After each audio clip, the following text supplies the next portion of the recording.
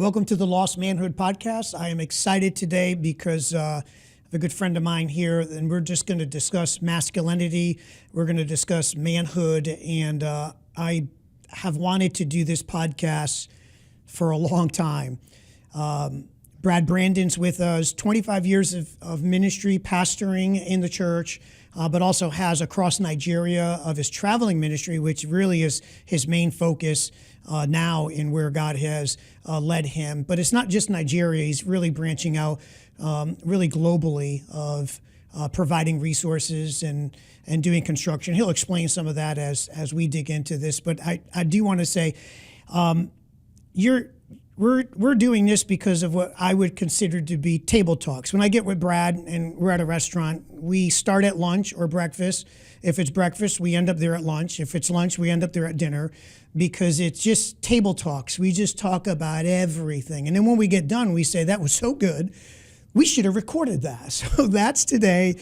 So this is Brad. Brad, just give us a synopsis, kind of where you're at and where you're going when it comes to what you feel God has been doing in your life and all of that good stuff. Yeah, well, it's great to finally be doing a podcast with you, Pastor awesome. John. This is, I feel like we're at a restaurant, but we're doing the podcast, so this is good. My life is crazy right now. I travel back and forth from here to West Africa, and we have a ministry that focuses on leading Muslims to Christ. And right now, northern Nigeria is one of the most dangerous places on the planet to be a Christian.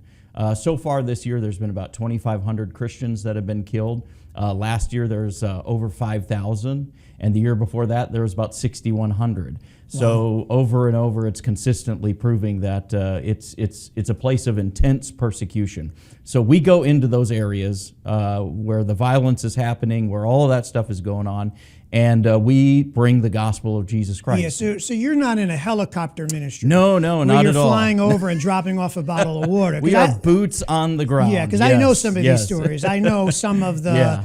we get prayer updates and requests, and I know that there has been some times where your life literally has been in a balance as Absolutely. I just want to make sure that people listening, men listening, recognize you are boots on the ground. Yeah, in fact, a couple of years ago, back in 2022, a pastor friend of mine and a pastor who worked for us was killed. He was martyred. We had dropped him off. We'd done a 2-week tour in northern Nigeria where we travel around and visit Fulani Muslim villages. And we got done with that. We dropped him off at his house. We went back to pick him up the next morning, and his house was burned, church was burned, and he was hacked to death in his bed. That's what happens in northern Nigeria. That's part of life. But we're there trying the best we can to bring the gospel into those areas where the gospel currently does not exist. It's not there. Yeah. We use platforms of schools to do that. We start schools in Muslim villages, and we use the Bible to teach their children to read and write English. And from that, we develop relationships, and from that, we get opportunities to preach the gospel. You're using the tools that we used to use in the one schoolhouse in America, which made this nation great. Right. That the Bible was the tool. The New England Primer used the Bible to teach kids to read and write English. Yeah. Oh my God. We're a long ways from that.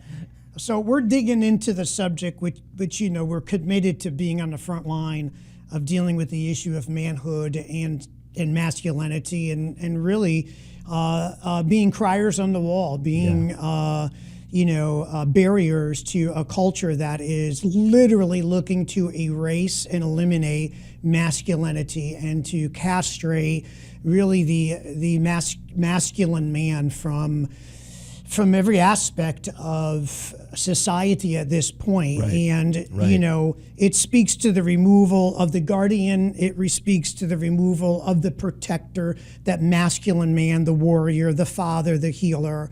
And I spoke to you on this numerous times, and just about the difference between what's happening in America and the global man. Masculinity that really in America is being redefined, reshaped, revisioned, what is also happening around the world, which is not taking place in a lot of places in the world. I mean, give me what you see and also speak to that issue. Yeah, so I think if you don't go into these areas where masculinity or manhood, let's call it, is healthy and thriving, I think you are not really seeing the impact of the woke culture here in America.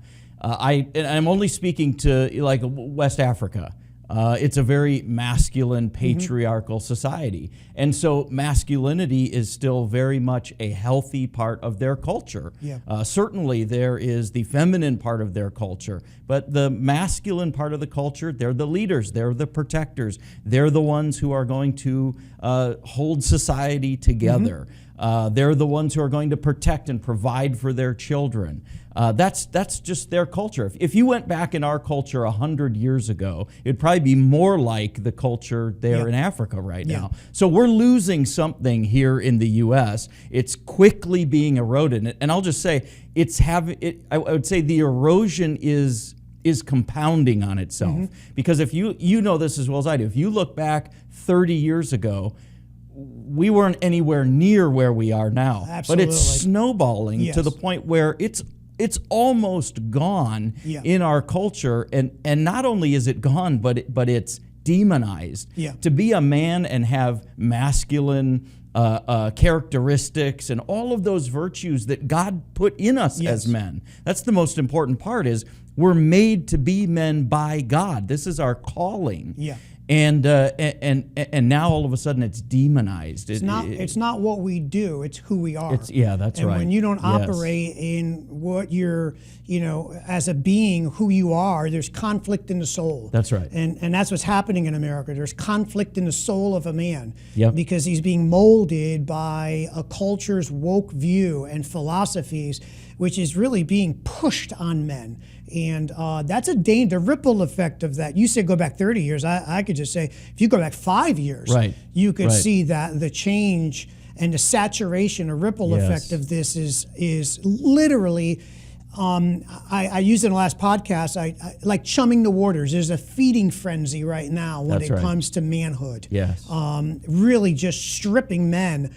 You could be anything today except straight. Right. You know what I'm saying? You could be anything today except a father who wants to call forth out of your son manhood and masculinity. And that's a dangerous place to be when it comes to this culture. I think one of the most destructive things you can do to a culture, you can do to a person even, is to strip them of their identity. And that's what's happening right now. God has given us certain identities. He's given women certain identities. He's given men certain identities, children certain identities.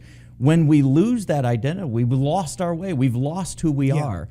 I even speak to that in the African American culture here in the U.S. Look at what's happened in the last 60 years. The African American culture has been decimated by what? Heritage Foundation, I think it was about 20 years ago, put out a really in-depth study that they did just on society as a whole. One of the most dangerous things that you can do, destructive things that you can do that almost surely puts you in abject poverty and all of these negative things that we have in society, is take the father out of the home. That's it.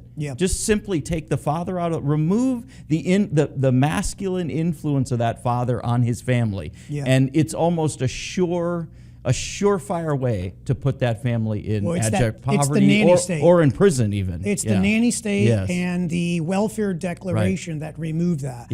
And it said that if you were in financial issues in a home, you could not be a recipient in an impoverished area to receive welfare if there was a father living in the house. And many fathers had to leave the house in order for the family to survive. That's right. So destructive. The ripple effect in that, especially in the African American community, has been devastating. And we're just getting this information There's now. no more vivid example of what happens than that. Than what's happened in the culture of the African American people. And it's sad because look at all the potential that's lost. Look at all of the giftings that are just wandering out there that have no direction. I kind of look at things like this. So a good dad, as good as a good dad is, he's still a bad mom.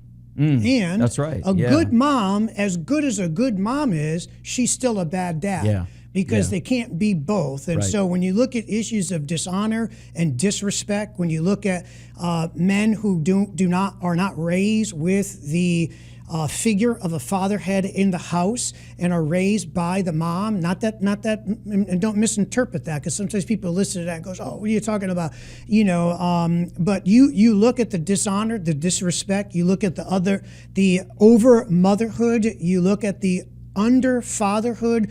You look at the very soft man that's being created in this culture, and the stats in the new generation of record mental health, therapy, drug abuse, prescription, prescription abuse, all of those things, the need for therapy. It is the effect of the father not being in the house.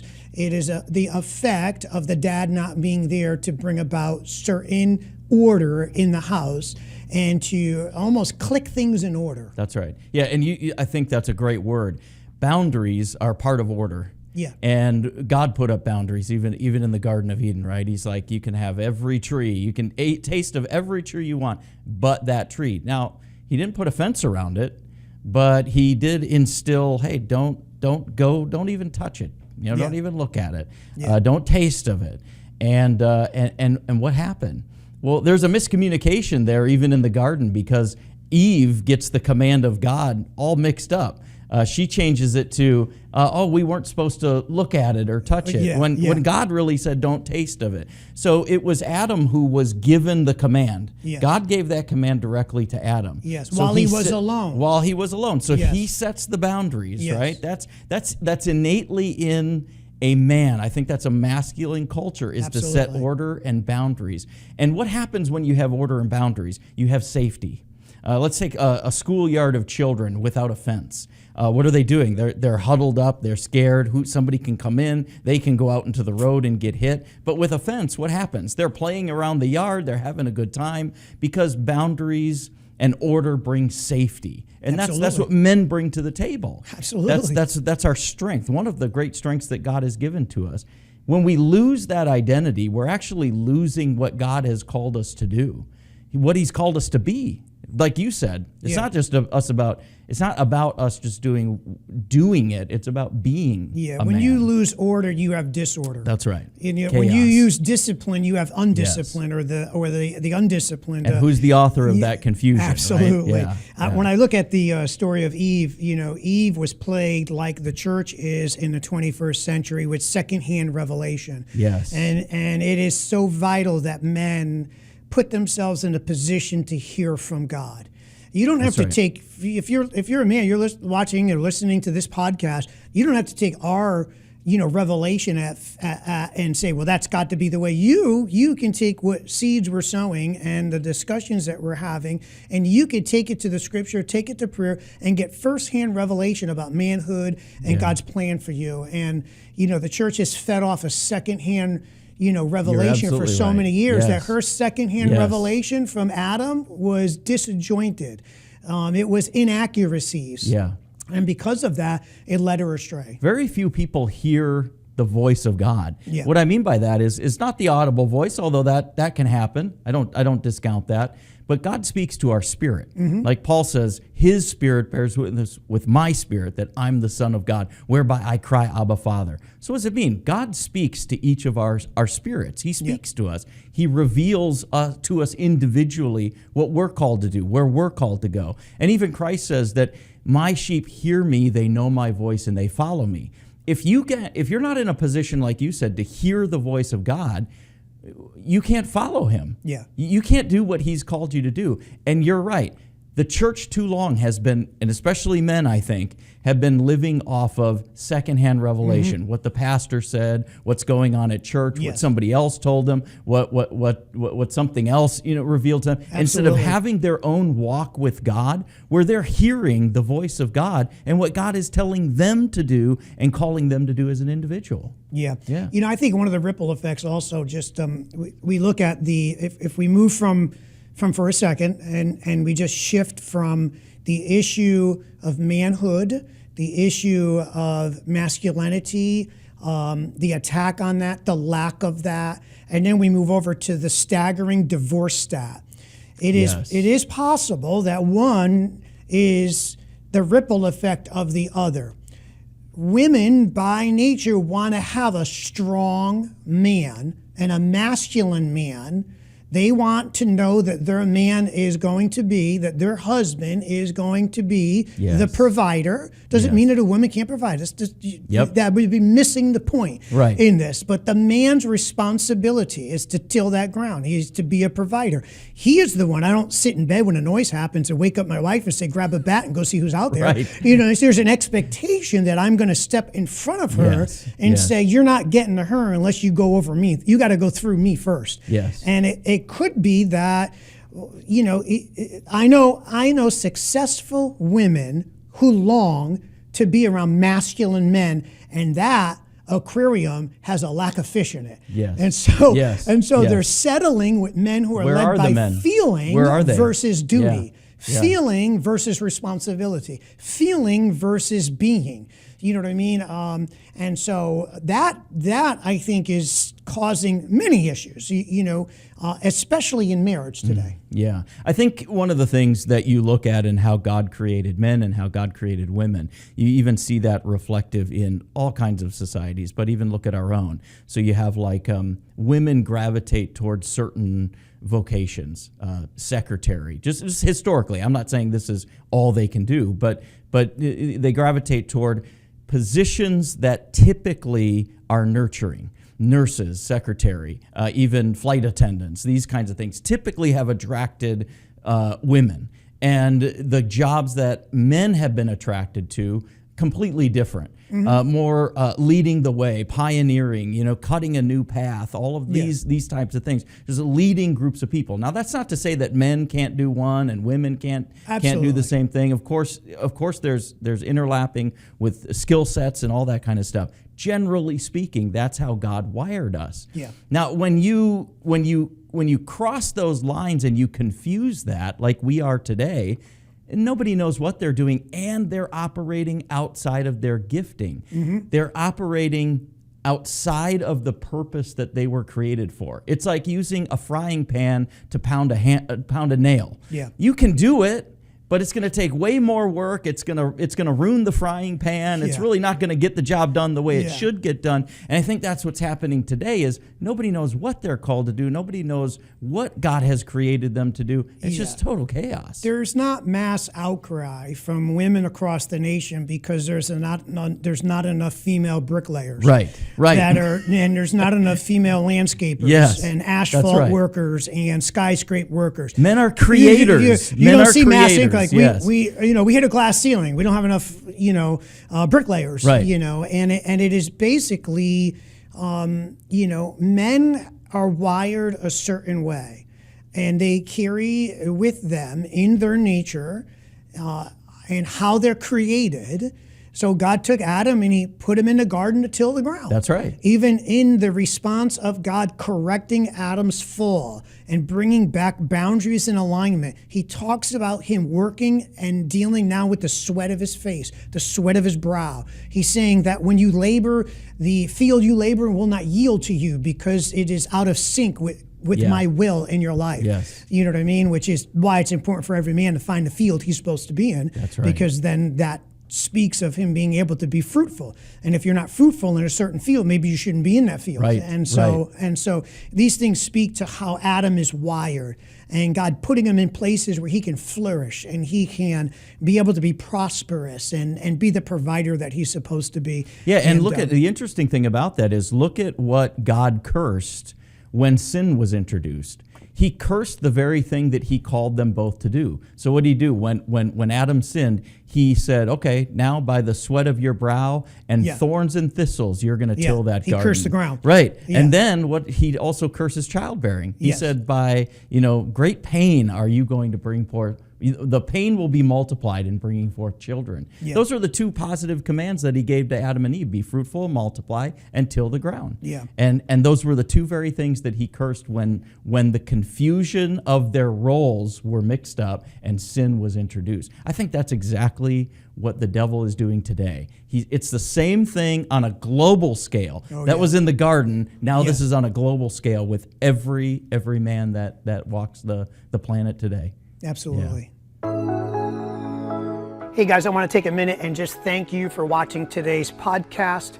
We're in this thing together, so I want to encourage you to like the podcast and also share it with as many guys as you possibly can. We're living in dangerous times, so I encourage you as we stick together and get the most valuable information for our own manhood and just our own stability and life. Good things can happen with that. So till next week, may God richly bless you.